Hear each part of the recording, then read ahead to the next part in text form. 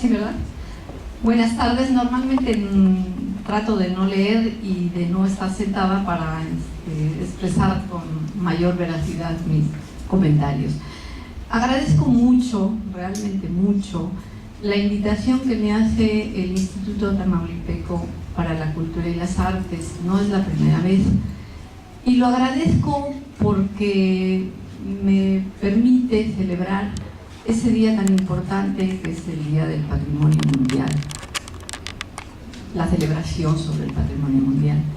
Pero además me gusta venir y acercarme a Tamaulipas porque quiero felicitarlos por el esfuerzo que hacen por apostar por la cultura para subsanar otras muchas cosas. Felicidades, y en lo que yo he podido y pueda, no duden que contribuiré con mi pequeño granito de arena. Bueno, vamos a empezar.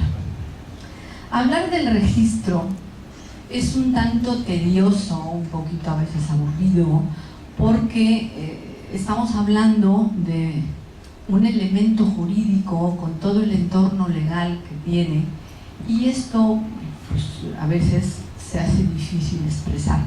No es mi idea esa. Mi idea es transmitirle la importancia que tiene como base, como inicio, no solo de cualquier investigación, sino de la propia conservación del sitio, del monumento, del resto arqueológico, paleontológico, paleobotánico, etc. Esa es la idea que me gustaría transmitirle, porque ahí está la ley del 72, aunque va a salir aquí constantemente, pero fundamentalmente esa es mi idea. ¿Qué es lo que se registra? ¿Cómo puedo cambiar ¿Qué es lo que se registra? Pues se registra, por ejemplo, todo esto. Se registra Teotihuacán, pero además de Teotihuacán con su poligonal o sus 3 polígonos, además de eso también hay que registrar, pues no sé, las ofrendas que acaban de salir en los últimos años en el túnel que está excavando el arqueólogo Sergio Gómez, por ejemplo, como ofrenda, no como una concha o como una vasija, sino como ofrenda.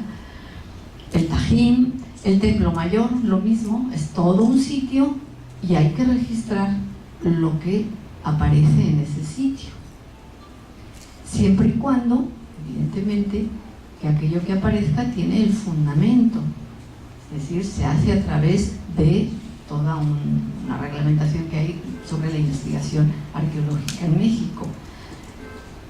Luego hablaremos de aquello que es producto del saqueo, aquellas colecciones, de eso también vamos a hablar. O Yagul, vamos a pasar. Otra, o las labradas, que por el lugar donde se encuentran, su vida posiblemente pues, no sea tan larga como otros sitios, porque está a la orilla del mar y cada vez que las olas llegan se va desgastando y se va perdiendo. O Paquimé, con esa arquitectura de tierra tan especial, y Palenque, Chichén. ¿Qué se registra de Chichén? Se registra su polígono, pero se registra, por ejemplo, los últimos hallazgos que se han encontrado en los tendidos de la CFE o en el trazo del tren transpeninsular, también hay que registrarlos. Otra, no solamente estas grandes cosas, el monumento, la zona arqueológica, sino también todo este conjunto de piezas de obsidiana, las puntas de flecha, estos raspadores, buriles, la piedra pulimentada. Otra, el resto paleontológico. Y este es un punto muy especial. Las 2 últimas fotos, la anterior y esta, yo creo que son importantes para el Estado. Hay punta de pedernal y hay resto paleontológico y hay arte rupestre, entonces son elementos que estarán más cercanos en el conocimiento de ustedes. En la Ley Federal de 1972, en la Ley Federal de Monumentos y Zonas Arqueológicas, Históricas y demás, esa ley del 72, en la época de Luis Echeverría, en esa ley no se mencionaba el resto paleontológico, el paleobotánico, como elemento a ser registrado. Se decía que son aquellos restos arqueológicos pertenecientes o anteriores a la cultura hispánica, así viene la definición, luego sale por ahí en otra. Hubo que hacer una adenda, y es la adenda que se hizo en el artículo 28 bis, donde se incluyen todos estos otros elementos que quedaban fuera de la ley y estaban en tierra de nadie, por decirlo de algún modo. Vamos a pasar, lo vamos a ir después viendo. Otra, por favor. También el arte rupestre, y lo menciono, y al final de la plática va a haber un apartado especial, porque creo que la región, el Estado tiene una riqueza un poco ignota todavía o no conocida para el gran público, pero que necesitamos no solamente conocerla, sino estudiarla y también darla a conocer para ver en qué situación estamos con respecto a otras regiones con arte rupestre. Y también hay que hacer el registro, pero el registro no del sitio solo, sino el registro como un elemento de documentación, es decir, qué figuras hay, cómo son, de qué color, hacia dónde están orientadas, etc. Todo el elemento que después nos va a sustentar una investigación. El otro día oía yo a una persona de Estados Unidos, a Caroline Boyd, que daba una conferencia y decía de cómo hacía el registro. Pues muy similar al interés que tenemos aquí y la preocupación y la dedicación, con $100,000 de más. Esa era realmente la diferencia. Vamos a pasar a otra. Pero también se registran este tipo de elementos que conforman unidades. Estas unidades, por ejemplo la de abajo, que es la que me pareciera más significativa, es un enterramiento con una serie de elementos arqueológicos y no se puede registrar de forma separada. Es decir, no se puede decir Palenque o cualquier otro de los sitios importantes y tenía una vasija, dos vasijas, hasta 30 y luego no, se debe de registrar como un todo. Lo mismo que las ofrendas, lo mismo en el caso de las colecciones a veces privadas, debe ser recogido todo porque perdería. Nosotros le estaríamos desmembrando algo que el ser en la antigüedad nos había dejado muy bien establecido. La siguiente, bueno, hay varias, pero a casi nadie se le ocurre pensar que también hay que registrar esto, porque hablamos de la ley de son los monumentos arqueológicos, artísticos, históricos, y entramos nosotros ahí también. Un atuendo de época, una pintura mural, una de caballete, libros, folletos antiguos, bueno, no antiguos, sino que tengan relevancia para la historia. Esa es más o menos la definición. Vamos a ver otro. Por ejemplo, folletos, cartas de algún prócer o de alguna persona importante en el momento, eso también debe ser registrado. A nosotros como arqueólogos se nos va un poquito por la lejanía en el tiempo a los que estamos acostumbrados, pero hay que hacerlo. Por ejemplo, una custodia, el arte religioso. Cuando decimos el registro de zonas y monumentos arqueológicos, decía que son aquellos que se insertan dentro o antes de la cultura hispánica. Pero después hay otra parte, que es la que dice, para históricos, artísticos, que dice que después de la cultura hispánica abarca hasta el siglo XIX bien entrado, que es lo que corresponde, y que a veces, en algunos casos, a partir de ahí, entra el Instituto Nacional de Bellas Artes y Literatura, que así es su nombre correcto, a hacer los registros. Bueno, se me olvidaba, la parte de la derecha tiene significado especial, que es la arqueología subacuática. También debe ser registrado. Y efectivamente se registra el galeón con todo lo que conlleva. Otra, por favor. Bueno, extraje esta frase de un texto de Enrique Flores Cano, el doctor Enrique Flores Cano, historiador y director del INAH, hace como 20 y tantos años, y yo entré al INAH en esa época. Cuando él era director, sería en el 80 y muchos. Y dice, un desafío interno de las instituciones, el párrafo es más largo, es la elaboración del inventario de los bienes culturales que están a su cargo. Y es claro que si no sabemos el número de bienes culturales que existen, sus características, su ubicación y el tipo de conservación y protección que requieren, difícilmente podrá elaborarse una política consistente en la clasificación, uso, mantenimiento, restauración y difusión del patrimonio. Creo que es una frase que nos redondea un poco lo que queremos con esta plática. Esta es una publicación del 93, pero si quieren consultarlo, en el 97 hice una revisión y son como 2 o 3 volúmenes editados por el Fondo de Cultura Económica, que creo que se llaman algo así como el patrimonio en México, y habla de todo, del patrimonio paleontológico, del patrimonio oral, del patrimonio escrito, del patrimonio intangible, toca todos los rubros. Es interesante, está bien hecho, pero les recomiendo la del 97, otra. Bueno, y llegamos a la ley famosa. En el 1972 se decretó y firmada por el presidente la Ley Federal sobre Monumentos y Zonas Arqueológicos, Artísticos e Históricos, con todo su reglamento. Hay 2 artículos en los que se hace mención a la fundación del registro.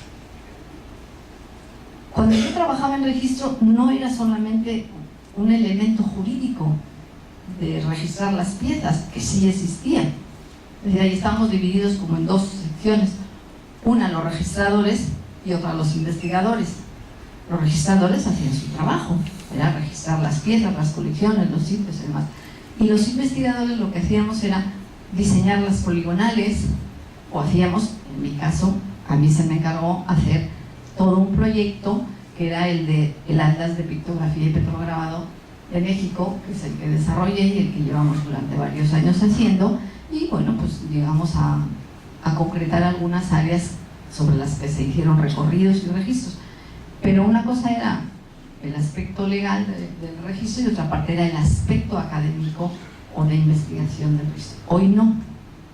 Hoy el Registro Público de Monumentos es un ente que depende de la Coordinación Nacional de Asuntos Jurídicos. Ya no tiene esa cualidad de investigación, aunque para hacer una poligonal pues sí necesitan arqueólogos para hacerla, ¿no? Y para que se establezca la declaratoria y todo eso. Pues bien, en estos 2 artículos, que mientras he hablado los han podido leer, no me gusta leer lo que ya está escrito, se crea con rango de ley la presencia en la arqueología, en el mundo del arte y en el mundo de la historia, se crea el registro. Vamos a otra. Hay una serie de artículos que nos interesan, no están expresamente y de forma intencionada, no están desarrollados, porque solo quiero que vean de qué se trata. La inscripción de los registros se hará de oficio o a petición de la parte. Es decir, yo tengo una colección, supongamos que una tía de Ciudad Acuña o de quién sabe dónde tenía ahí, de quién sabe qué tío abuelo, una serie de vasijas, bueno, no tanto de Ciudad Acuña, mejor para el occidente, que es donde más colecciones y donde más expolio ha habido. Una colección X, yo tengo la obligación de ir al registro y decir, oiga, que tengo esto, ¿qué debo de hacer? Esa es una de las cosas que todos los que estamos aquí debemos tener en cuenta. Van a salir otros temitas. La segunda es, la inscripción en el registro no denota o no determina la autenticidad. No sé si recuerdan, hace como 2 o 3, no más de 3 meses o así, hubo una subasta, creo que en Christie's, en Nueva York, de X piezas arqueológicas, y se pusieron a la venta en una subasta. Pero hubo técnicos de Lina que fueron y evidentemente, pues no sé si el 50, pero rondando el 50 eran falsas. ¿Quiere decir que la Galería Christie's no sabe distinguir? Bueno, a lo mejor. Pero eso no es solo de ahí, sino en un conjunto de una colección puede haber piezas que no sean auténticas. Y a la hora de registrar, en el volumen general se va a registrar todo. Pero eso no quiere decir que todas sean auténticas. Esto es muy importante porque el valor jurídico del papelito de inscripción en el registro no te está diciendo que sea o que te esté dando la validez de autenticidad. Otra es, evidentemente, todo, y esto es muy importante, todos los restos y demás son propiedad de la nación, inalienables e imprescriptibles. Es decir, no hay de otra, son de la nación. Pero sí la nación nos permite tener una colección, y eso es algo, yo diría que muy novedoso en las legislaciones. No todos los países tienen eso. Yo suelo contar una anécdota, y es que cuando a mí me tocaba ir a ver algunas cuevas con arte rupestre en Francia, Le Portel, es una cueva que tiene unas maravillosas pinturas paleolíticas. Cuando uno quería ir a verlas, le tenía que ir a ver al conde de Guan a pedirle la llave o a que te acompañara para poder entrar a su cueva. Eso no pasa aquí. Es decir, nosotros tenemos el acceso libre, claro, libre en el sentido de que si afecta a la investigación, pues no creo que si ustedes van ahora a Teotihuacán y dicen, yo quiero bajar al túnel a ver cómo está aquello, pues no le van a dejar, porque pues es algo que está en investigación, que además no se puede visitar con mucha gente, etc. Pero hay esa gran libertad, pero sí son de la nación. Son monumentos arqueológicos los bienes muebles e inmuebles, lo que decíamos de las culturas anteriores al establecimiento de la hispánica. Es decir, el pedazo de cerámica, la pirámide, la estructura, todo. Lo que ustedes, la puntita de flecha, el resto del polen, la defensa de un mamut, todo. Y otra de esta especie de selección que he hecho que nos puede interesar es los monumentos arqueológicos muebles, es decir, los que se pueden llevar y traer, no una pirámide, no podrán ser transportados, exhibidos o reproducidos sin el permiso del instituto competente. Es decir, si yo quiero hacer una exposición de las vasijas de la cultura maya, ¿no?, de los mascarones o de lo que sea, pues efectivamente primero no los tengo, pero si los tuviera un museo, debe de tener en cuenta que debe de pasar por el filtro del instituto para que se pueda hacer. Igualmente todos los trabajos, ustedes, algunos que están aquí lo saben muy bien, que cuando se quiere hacer un trabajo sobre arqueología debe de presentarse un proyecto. Bueno, algunos de los que están aquí lo saben demasiado bien. Tienen que presentar un proyecto, tiene que ser aprobado por el Consejo de Arqueología y después ya sigue la ruta para poderse hacer la investigación. Y bueno, los monumentos históricos son los que están a partir del establecimiento de la cultura hispánica. Creo que aquí hay estudiantes de historia del arte. Bueno, pues todo eso también entra dentro. Como que pareciera que se inclinaría uno mucho más a decírselo a Bellas Artes, no. Todo esto corresponde a Lina. Vamos a otra.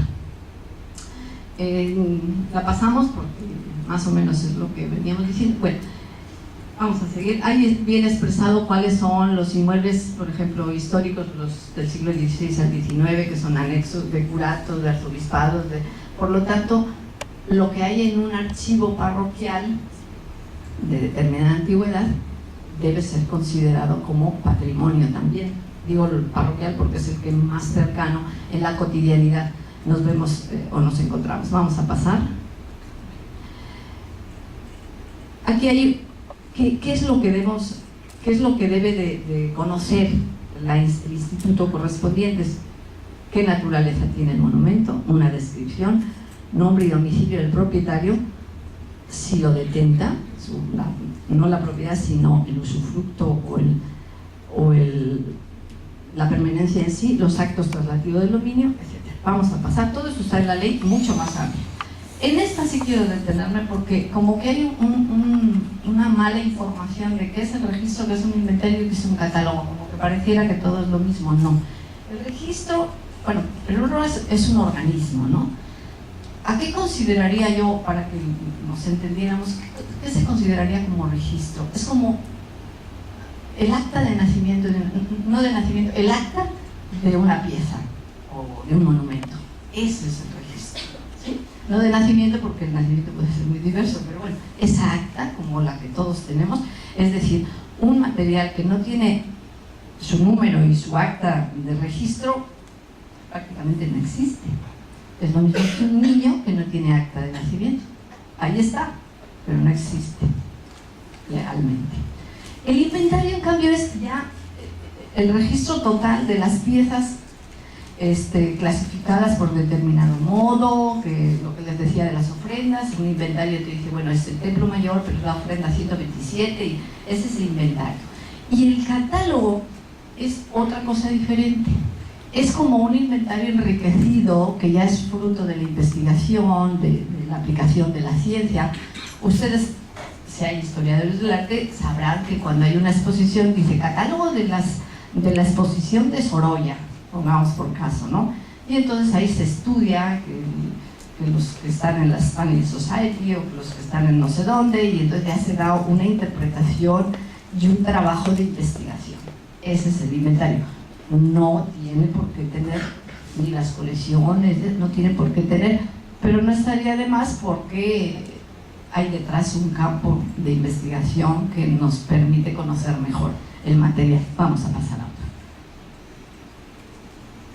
¿Qué es lo que se debe de hacer? Presentarlo, exhibir los documentos de propiedad, etc. Estas son cuestiones legales. Vamos a pasar a otra. Esta la traigo porque realmente es la cédula de registro que había que se usó del 78 al 88. Yo todavía la conocí. Ustedes ven allá abajo un cuadrito chiquitito. Bueno, ese cuadrito es lo que llamábamos el contacto. Para que vean ustedes qué cantidad de colecciones hay en el país. Ustedes saben que la familia Coronel, Rafael Coronel, cedió su colección a la Nación, que es la que está expuesta en Zacatecas. Bueno, a registro llegaron los volúmenes, porque eran varios, los volúmenes con los contactos de todas las piezas que tiene esa colección. Eran de lote de unos 8 volúmenes, que cada página llevaba como 30 contactos. Eran unos volúmenes así, o sea, aquello era inmenso. Los registradores, pues, lo primero que le teníamos que decir era ordenárselos, ¿no? No es lo mismo registrar una máscara que registrar una Venus helenística, que también las tenía. Entonces nos repartimos el trabajo porque aquello era un trabajo inmenso. A mí me llegaron todo lo clásico, lo romano, lo griego, lo helenístico, lo chipriota, todo eso para que lo clasificara. A otro le tocó. Cuando ya nos quedaba lo más así, ¿tú qué conoces algo de Goya? Haz el Goya. Me asombraba porque eran grabados y grabados y grabados de Goya. Al final nos quedamos con que nadie sabíamos nada del mundo japonés y teníamos que clasificar piezas japonesas que nunca supimos bien qué eran, pero ese era el primer trabajo. Y eso no lo hacíamos los investigadores, que pues, según la especialidad de cada uno entrábamos a trabajar. Para decir cómo era esta cédula, de esos contactos en cada colección eran muchísimos. Hoy ya es otra forma. Pasa la siguiente, vamos a pasar 2 o 3 modelos de cédula. Esta es la del 2010 y yo creo que hay otra más. No, la última, la del 2010. Bueno, luego vemos, hay otra para otros temas. Este es lo que hoy requiere una cédula, que ustedes, si tienen la necesidad, pueden entrar en línea al registro para hacerlo. Ahora ya es como más sucinto, pero a la vez de que es muy sucinto, es como más interesante porque ya están dándose algunas interpretaciones temporales y demás. Vamos a este. Bueno, me gusta la frase: el universo de piezas arqueológicas registradas al 31 de diciembre de 2014 es de 1.941.192. Son muchísimas piezas. Y hay muchas que están sin registrar todavía. Vamos. Esto es cómo se debe hacer la solicitud. Hay un formato, vamos a pasar. Esta es la gráfica de cómo va el movimiento desde la solicitud hasta que le dan a uno el permiso de uso, de registrado y de uso, no de uso, de usufructo. Vamos a ver. Vamos a ver. Otra, bueno, el proceso de registro es este y va dependiendo un poco de otros factores, por ejemplo, si son personas físicas, personas morales. Hay algunas variantes que ahora no nos interesa mucho, pero es: primero se clasifican, después se hacen las fotografías, después se instalan en la base de datos y a partir de ahí se hace un análisis y se le da la cédula, el número y demás. Vamos a pasar. Cada pieza se marca con un número de registro, que es este. Pasa. Estos son unos folletos que he traído para dejarles a ustedes. Es lo que el departamento de registro, que en este momento es la directora es la arqueóloga Silvia Mesa. Le dije, voy a hablar del registro que tienes, y me dio unos folletos para que ustedes también los tengan. Y si necesitan más, les pedimos más. Otro. Este es el portal del Sistema Único de Registro Público, que tiene todos los elementos. La base de datos la hizo la UNAM para facilitar todo el software que necesitaba y demás, y está funcionando bastante bien. Vamos a empezar. Desde cualquier punto del país se puede acceder. Otra. Lo que les decía de personas físicas y morales. Otra. ¿Qué se registra en una pieza? Si ustedes van con un pedacito de tepalcate, no se lo van a registrar. Ahí dice, objetos que tengan mínimo un 70% de su forma original. Cuando les decía que si la tía de la tía les dejó ahí un montón de pedacería de cerámica, bueno, pues le van a registrar aquellas que merecen la pena, o sea, que tengan el 70%. No tienen ustedes que ir a registro. El registro manda a los registradores a su casa y se hace el registro. Otra. No se inscriben ni tepalcates, ni pedacería, ni mitades de puntas de flecha, ni cosas así. Otra.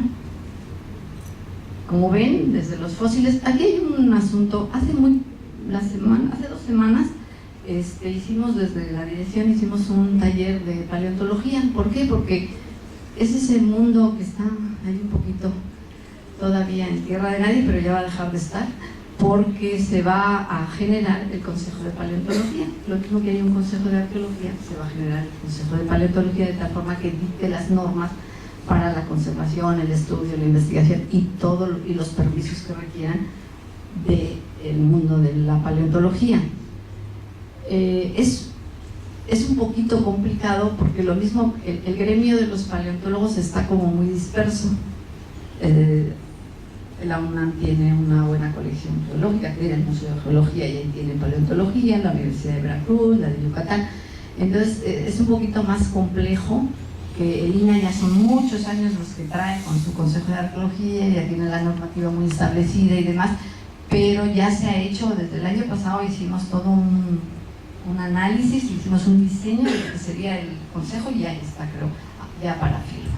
Entonces ya todas estas cosas ya van a entrar también dentro de toda la autorización, permisos y demás, con un consejo especial. No creo que tarde mucho. Vamos a otra. ¿Qué se registra además de las piezas, los monumentos? Las colecciones. Esta es la colección paleontológica de la UNAM, del Museo de Geología de la UNAM. Perfectamente clasificado y perfectamente registrado en el registro público, porque ya es público. Del INAH no, pero es público. Vamos, otra. Esta, por ejemplo, está como colección, aunque está en el Museo Nacional de Antropología. Es la colección de textiles de la Cueva de la Candelaria. Pasa. Y todo esto no se ha desmembrado. Se ha quedado como una colección específica dentro del museo. Otra. Esto es lo que les comentaba del proyecto de Templo Mayor. Son ofrendas. Lo que no podemos hacer es registrar la vasija, o registrar las conchas, o registrar los cuchillos. No, se registra todo como una unidad. Otra, lo mismo esta. No les traje fotos de las ofrendas de Teotihuacán, porque no le dije a la persona, las tengo incluso en mi celular, pero no le dije, yo las voy a sacar, mejor me aguanto, pero son muy similares en cuanto a la forma y demás, pero el contenido evidentemente hay dientes de jaguar, hay piezas de jade, está realmente impresionante. Vamos, otra. Las colecciones cerámicas, que son muy usuales. Siempre hay alguna persona que le gusta la cerámica, que compra cerámica, y por lo tanto aviva el comercio. Y eso es peligroso, porque los artesanos son tan hábiles y con una gran destreza que hace que las piezas sean muy similares a las auténticas. Luego pasa lo que pasa, pero esa gente a veces no tienen gran formación, las compra como auténticas, ruedan por el mundo y generan entre los coleccionistas esa fama de necesidad de atesorar algo que, pues, si quieren tenerlo, la nación se lo va a permitir. Vamos, otra. Hay colecciones impresionantes. Yo recuerdo la colección Frisell de Oaxaca, unas cerámicas maravillosas, prácticamente todas completas. La concesión de uso. Resumiendo todo esto es, uno puede tener en su casa, puede tener piezas arqueológicas siempre y cuando se hayan registrado, el INAH tenga el control de ellas, se guarden, se conserven y el INAH puede retirarlas en el momento en que la conservación y pueden quedarse hasta la muerte. Y después hay un proceso legal de la sucesión a otra persona y puede quedar. Les puedo contar que no hace mucho un colegio tenía 5.000 piezas, una colección, y el colegio lo vendieron. ¿Y qué hacemos con la colección?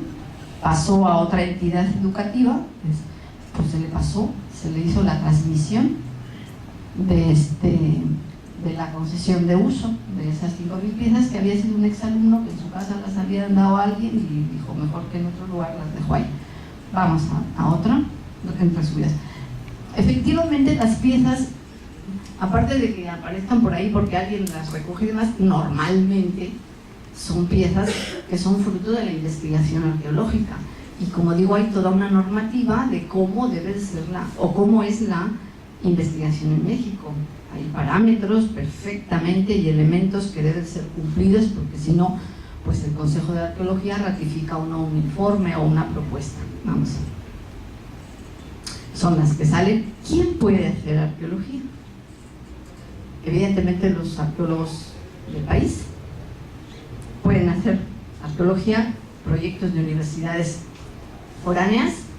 Hay a veces la Universidad de Arizona tiene buenos proyectos, había otro de la Universidad de Miami, hay varios, ¿no? Como instituciones me refiero. Y luego, no solamente las extranjeras, sino las instituciones nacionales que no son el INAH. Por ejemplo, el Colegio de Michoacán, por decir uno, la UNAM, que tiene el Instituto de Investigaciones Antropológicas, siempre y cuando que deben de ir pasando por los mismos filtros que pasaría un investigador del INAH. Vamos. Y además tienen que pagar determinadas extranjeras el 15% que exige el INAH del presupuesto que lleva el proyecto a la cuenta concentradora. Bueno, vamos a otro. Hasta aquí es como el registro, pero el registro es la base, el fundamento, la documentación de la que parten otras muchas cosas. La investigación, por un lado, por otro, las declaratorias como medida, en este caso que estamos hablando del patrimonio y la conservación, como elemento de conservación y de protección de un sitio. Se hace la poligonal, se hace la declaratoria, se establece un área de amortiguamiento. A veces pues las cuestiones sociales hacen que flaqueen a veces un poquito las líneas de la poligonal, pero siempre esto es un amparo jurídico para un sitio o para una zona arqueológica. Otro. Y después, evidentemente, el plan de apertura, si es que se requiere y es necesario. Yo tomé un ejemplo que es el ejemplo de las labradas en Sinaloa, porque se ve muy bien en su poligonal. Se encontró esto, son bloques de piedra a la orilla del mar, y se empezó a hacer un registro. Después el arqueólogo Joel hizo un estudio de ello, y piedra por piedra, vamos a seguir al siguiente. Después dijo, bueno, vamos a establecer la poligonal para que vean un poco cómo se produce este seguimiento. Ahí abajo, ahí arriba piedras, y estableció que esa, porque él sabe de ese lugar, que ese es el área poligonal que debe de tener ese sitio. No olviden que no se establece solo la poligonal para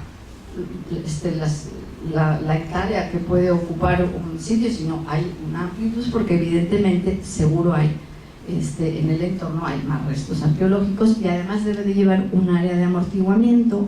Es decir, sobre todo en aquellas áreas donde hay un gran crecimiento urbano, lo estamos encontrando en Lula, en muchos lugares el crecimiento presiona y presiona, y si no tenemos esa área de amortiguamiento se complicaría todavía más de lo que a veces se complica. Estos son los mapas de registro, para que vean ahí la simbología y todo. Otro, en rojo tienen la franja, aquí está el levantamiento de todas las piedras con grabados, otra, y aquí es todo esto, toda esta parte del litoral es el sitio, otra porque hace referencia a cuestiones.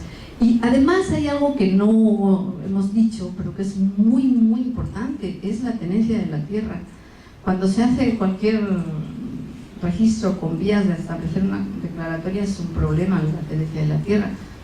Un ejemplo, Chichén tiene 3 tipos de propiedad dentro de la poligonal: federal, ejidal y particular, de una familia. Y ahí está, sigue funcionando Chichén, a veces con demasiados comerciantes, pero sigue funcionando. Vamos a otra. Esta es la de Chichén, esta es la poligonal, y lo que está en rojo del centro es lo que normalmente conocemos, ¿no? El castillo, todo. Ese es todo lo demás. En todo lo demás hay resto arqueológico, sin explorar en una buena parte. Porque cuando se hizo la poligonal se hicieron recorridos para ver hasta dónde llegaba. No traigo la de Teotihuacán porque es triple y está más complicada, pero se hizo un polígono, luego se hizo otro, y son ahora 3 polígonos con muchísimas hectáreas de terreno. Vamos a otra. Esta es en Baja California. Es Baja California, no es Baja California Sur, sobra la S, es Baja California. El Vallecito es un sitio donde se descubrieron toda una serie de pinturas y grabados rupestres y estaban todos más o menos nucleados. Habría que hacer algo con ellos, entonces se hizo una poligonal. Yo creo que la poligonal ha quedado un poquito estrecha, pero bueno, por lo menos, y se abrió al público. Se hizo la poligonal y está abierta al público. Vamos a ver otra, de otra muy distinta. Este es en Huisillos de la Soledad de Guerrero, que lo que tenemos es, lo que hoy conocemos es este primer montículo, bueno, aquí la arriba, que será el cuadro del basamento, pero se hizo la poligonal, que es la línea roja, porque en este otro montículo que hay también aparecieron algunos restos, no sabemos qué hay, pero también existe. Vamos a ver otra. Cuando ya se abre el sitio, todo esto viene desde el registro. Primero es un registro y después viene todo esto. Si no hay registro, no hay esto. Y cuando ya se determina que es necesario abrirse al público, se abre y se hace un acondicionamiento y se genera todo un manejo, unos planes de manejo del sitio. Esto es Baja California, las pinturas de Baja California, con sus pasadizos y demás. Ya está, evidentemente, desde hace unos años. Entró en la lista de Patrimonio de la Humanidad. No sé si saben que de pintura rupestre hay 2 zonas patrimonio en la lista de Patrimonio de la Humanidad. Casi siempre uno se refiere a la Gran Mural de Baja California, pero hay otra, que son las cuevas y pinturas de Yagulimitla en Oaxaca, porque además es un bien mixto, porque también es en área natural el que se incluyó en el 2010, en la última que se incluyó con arte rupestre. Vamos a ver otra. Y a veces, pues ahora por ejemplo esto es experimental, se está experimentando a ver si estos recorridos que se han hecho sirven, y se están haciendo pilotos con grupos de secundaria y demás para ver si no afecta, porque la pintura está aquí, en estas paredes. Entonces a ver si con vegetación, para no afectar tanto la visual, se analiza en cada caso. Vamos a ver. Este es el mismo, es Guanajuato. Está en vistas de posible apertura. Vamos, otra. Y aquí me voy a parar, porque aquí quiero yo entrar en un tema que yo creo que hasta aquí hemos visto que el registro y todas sus leyes, y cuando quieran, pues la ley del 72 se la estudian y ven todos los pormenores. Pero yo quiero, por lo que ha significado, y yo creo que debe de significar en un futuro, todo lo que se ha ido descubriendo en Tamaulipas sobre arte rupestre, creo que es muy importante. Y lo mismo que me he entretenido un poquito en colecciones, me voy a entretener un poquito en el arte rupestre, que serían los 2 temas que yo me referiría, porque hablar del registro de todas es como para una semana completa. Lo único que quiero es simplemente que vean esto.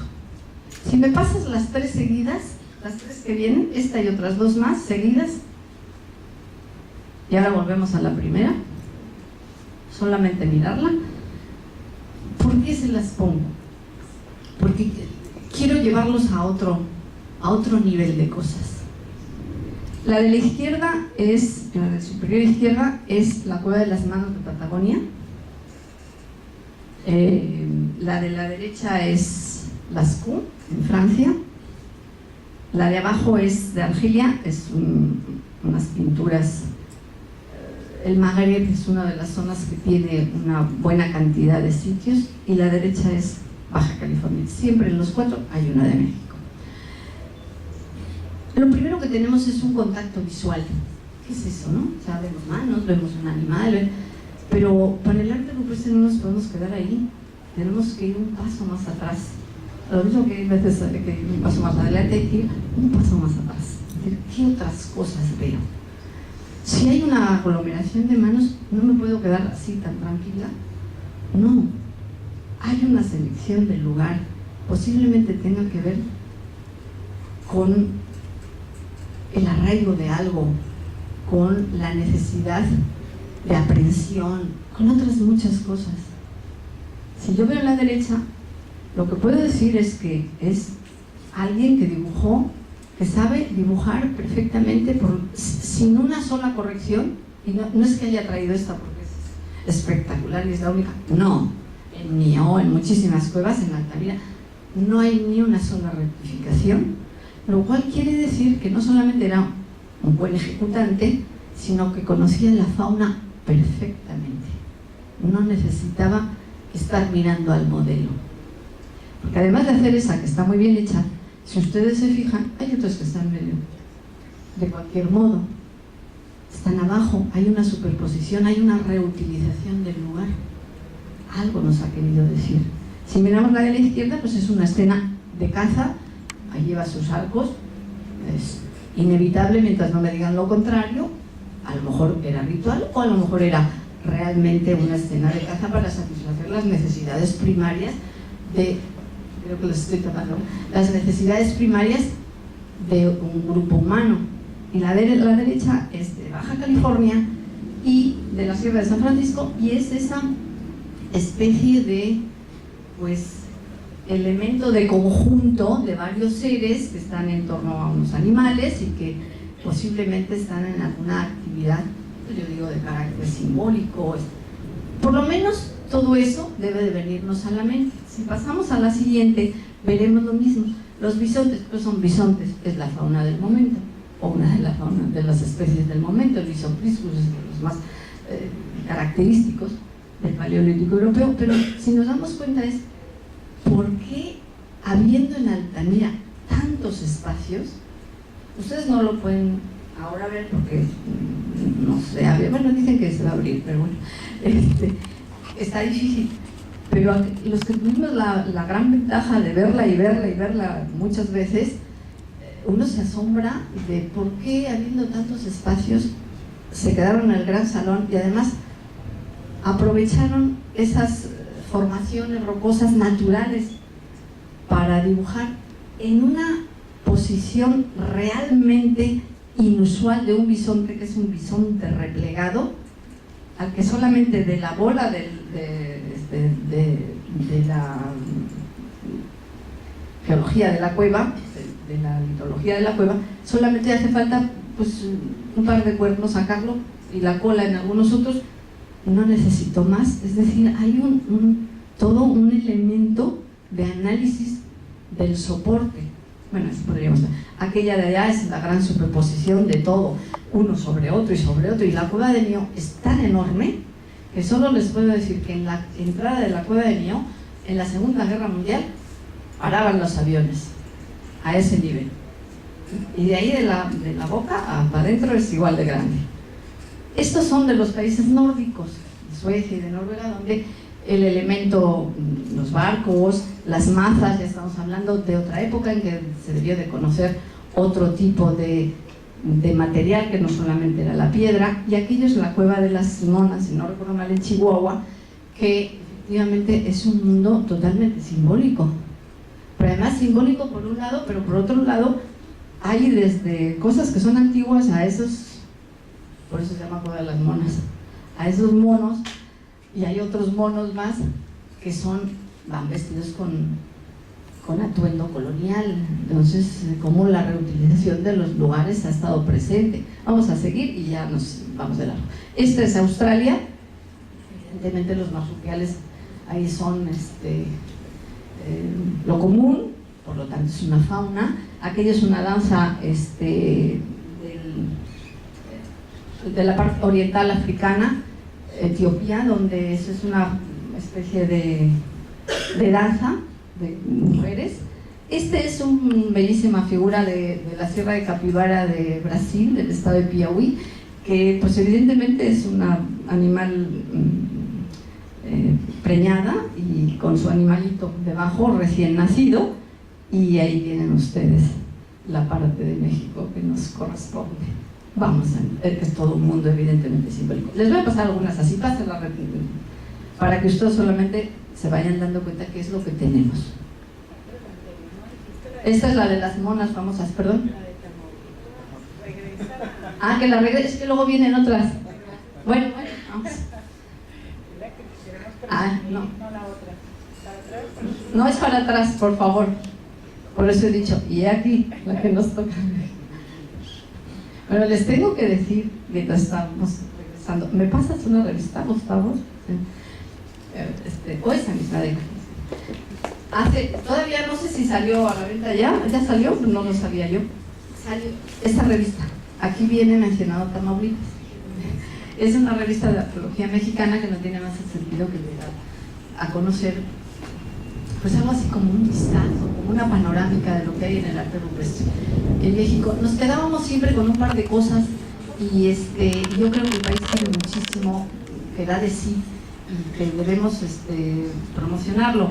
Y yo siempre me he quedado como asombrada de lo que la Sierra de Burgos está dando de sí, y aunque evidentemente no he podido hablar de todos los estados con la profundidad que se merecen, porque tampoco era el caso ese, sí pensé bien como en una línea y media por lo menos mencionar que aquí hay un trabajo muy especial, que es el de la Sierra de Burgos, que se hizo un encuentro al que tuvo el gusto de asistir el año pasado, que lo financió y lo hizo la promoción, y desde su inicio el Instituto Tamaulipeco y por ahí todos los investigadores, Gustavo y otros muchos del estado trabajaron. Y bueno, eso también hay que decirlo, porque en ninguna de las áreas que se trabaja sobre el arte rupestre se menciona, y yo creo que es muy importante lo que hay para irlo mencionando. Bueno, no es comercial, porque yo no me llevo nada, yo solamente escribí,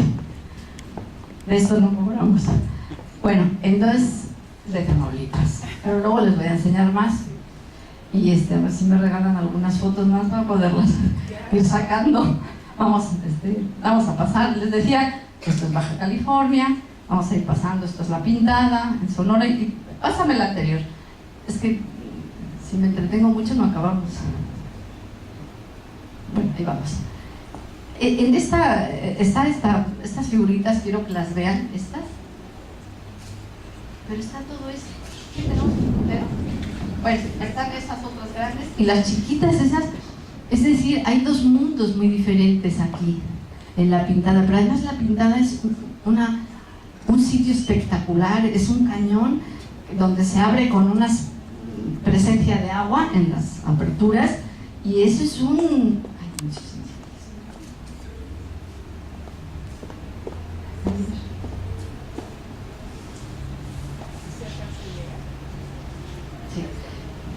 Digo que es tan espectacular que eso fue un cañón donde se pasaba la fauna, y ahí era como un despeñadero y como un lugar de caza.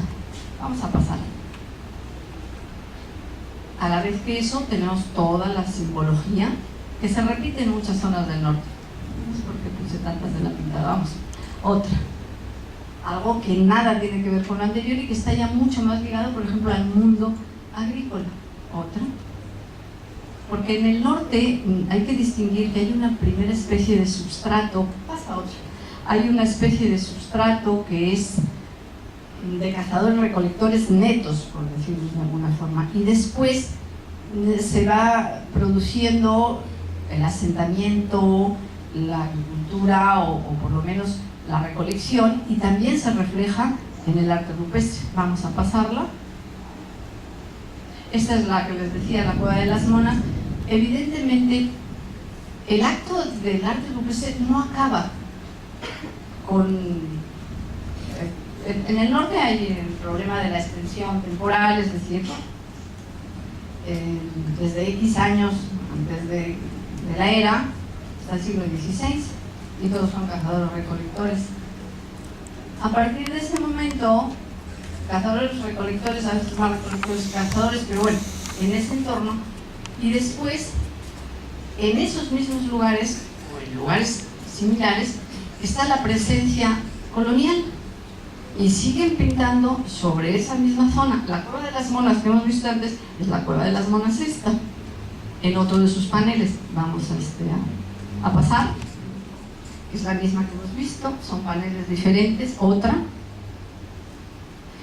Y luego encontramos estas, a partir de, ¿qué será?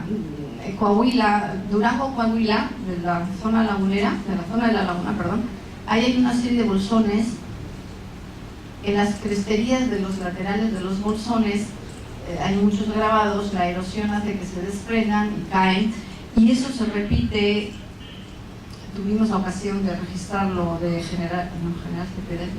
San Rafael de los Milagros, en la autopista de Torreón Saltillo, que pues después he ido y ¿qué quedará? Se ha perdido el 75% porque la gente los carga en las camionetas y se las lleva a su casa. Entonces ese es un serio problema, que es el de la conservación del patrimonio. Hay que sensibilizar, y estas charlas pueden sirven un poquito para sensibilizar a toda la sociedad en la conservación de su patrimonio. Hay que arraigarnos con nuestro patrimonio, si no, no lo vamos a saber ni defender, ni vamos a querer defenderlo. Entonces, en esas hay extensiones. Esta es Boca de Potrerillo, son 2 kilómetros con 4.000 bloques de estos con grabados. Esa es otra, cómo lo clasificamos, que yo siempre estoy luchando un poquito por darles determinada, o sea, una covacha es un sitio, este es un sitio extendido porque es Boca de Potrerillo, pero son un montón de grabados, y hay otros que son sitios que rigen otros, pues yo les suelo llamar de otro modo, es decir, tratar también un poquito de definir a qué nos referimos con cada cosa, ¿no? Serían sitios como simbólicos. Bueno, pues esto está a lo largo de toda esta depresión, y a lo largo de todo Nuevo León se da, bueno, de una franja importante de Nuevo León. Vamos, otra, de la misma zona, de Boca de Potrerillos, otra. Lo mismo que he grabado, también encontramos pintura a lo largo, y ya cada vez que nos vamos acercando hacia el este del país, se introducen estos tipos que se han denominado y se han llamado chiquihuitillos, y que es una cosa que debemos, porque el sitio debemos empezar a trabajarlo un poquito más, lo mismo que hasta en los tipos de Samalayuca, en Chihuahua y demás. Vamos a pasar otra. Bueno, desde ahí hasta el sureste, ya no he querido poner más porque no es una conferencia de arte rupestre, pero sí a lo que voy ahora, hasta esta figura, y la traigo porque es el otro gran sitio que está en la lista de Patrimonio de la Humanidad. Todo el país está lleno. Ahora que se han estado haciendo los recorridos en Yucatán del trazo del tren transpeninsular, las personas que estaban haciendo el recorrido me vinieron con fotos. Esto es lo que hay, son cuevas. Acuérdense que estamos en una planicie calcárea, por lo tanto la presencia de horadación y de cuevas es normal, y están apareciendo a medida que vamos. Yo creo que hay todo un sustrato en el país que evidentemente desde los años, desde el 39 que se creó el INA, y que sirva como homenaje a esta conferencia también a sus 75 años ya de edad, pues se dedicó más a lo monumental, al mundo mesoamericano. Eso ocultó mucho el estudio de otras partes, de todos esos grupos.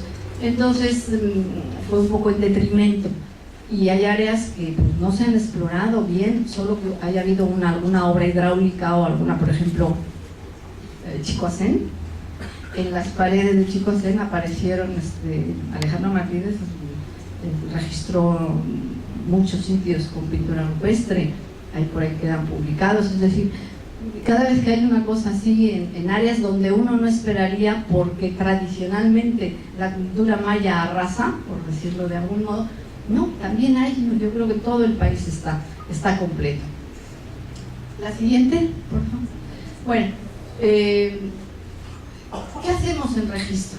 O sea, el registro se hace porque alguien le dice a uno, en la Sierra de Burgos, en tal cañón, hay pintura rupestre. Uno va, hace el recorrido. Otros porque leyendo en bibliografía sale, pues hay tales por informantes. Pero hay otros modos también de ir empezando a utilizar. Nosotros en la dirección desde el año pasado, un año y medio, 2 años ya, lo que estamos haciendo es un modelo predictivo para ver qué sitios de arte rupestre podemos encontrar. No sirve de forma aleatoria, solamente para regionales, para áreas un poco localizadas. O sea, hicimos una prueba con el estado de Sonora y no nos salió, pero si lo hacemos con áreas en el estado de Guanajuato, donde lo probamos en el estado de Querétaro, efectivamente sí nos fue muy viable el método. Es muy sencillo, vamos a pasar porque se lo puedo explicar más fácil. Lo que hacemos es analizar toda una serie de variantes, todas las que podemos. Altitud, litología, edafología, inclinación del terreno, todo lo que se nos ofrece. Vamos a pasar. Todas esas más otras muchas, dependiendo de la zona, vamos a pasar. Y lo que hacemos lo que hemos hecho hasta ahora es establecer unos puntos que ya sabemos que tienen arte rupestre. Es desarrollo seco en Guanajuato y sabemos que hay puntos con arte rupestre. Vemos sus características, las analizamos y esas características las aplicamos a una región vecina o cercana. Vamos a pasar. Vamos a pasar. Bueno, las aplicamos a cerros colindantes y nos dan estas franjas moradas que son en las que debe de haber arte rupestre. Y en la mayoría de los casos hemos encontrado algún punto con arte rupestre. No en todo, pero sí. Vamos a pasar otra. Lo hemos analizado, para estas zonas no es tan importante, pero para otras regiones sí es muy importante, porque establecemos las rutas de accesibilidad, ya sabemos a dónde vamos a ir y para que si nos encontramos un cuerpo de agua o lo que sea, establecemos la ruta que sea más barata, más cómoda, en fin. Vamos a hacer otro, vamos a pasar a otra. En este caso en concreto, estos que aparecieron, que no los habíamos considerado, sino que aparecieron en esas franjas que detectamos con posibilidad o como predicción de sitios, pues establecimos una ruta para hacerla la más corta y la de menor pendiente, etc. Vamos a pasar a otra. Después aplicamos esto mismo en otros 2 municipios diferentes del estado de Querétaro. Hace muchos años hicimos un recorrido, tuve ocasión de hacer el recorrido en Colón, en el municipio de Colón, que es de aquí abajo. Y yo sabía que había también en Tolima, no hice recorrido, pero sí. A lo largo de los años uno va sabiendo dónde hay. Y entonces establecimos lo mismo. Vamos a pasar a la siguiente.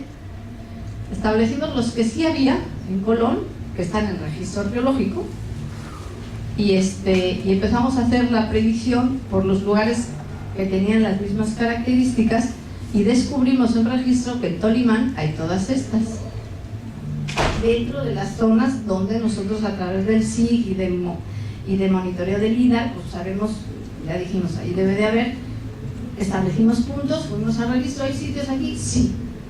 Entonces, yo ofrezco con mucho gusto, tengo 2 personas que me ayudan en esto, un geógrafo y una arqueóloga, con mucho gusto si necesitamos para cuestiones de carácter regional, es decir, en los valles que haya, pues vamos a ver cuáles son las características y en lugar de recorrerse una, pues la franja que corresponde. Evidentemente el día de mañana van a salir muchos más, pero bueno, por lo menos tenemos una franja de predictibilidad bastante seria. Vamos a otro.